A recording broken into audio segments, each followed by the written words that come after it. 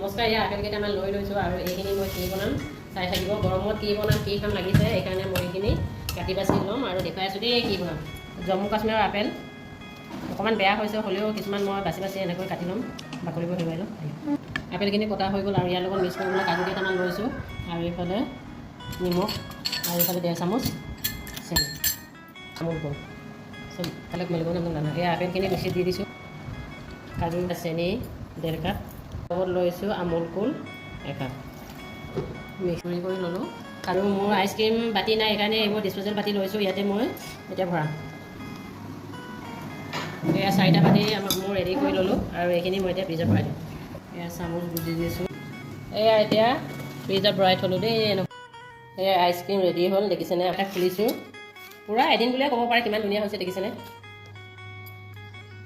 আৰু কমেণ্টত জনাবচোন আপোনালোকে কেনেকুৱা লাগিছে আৰু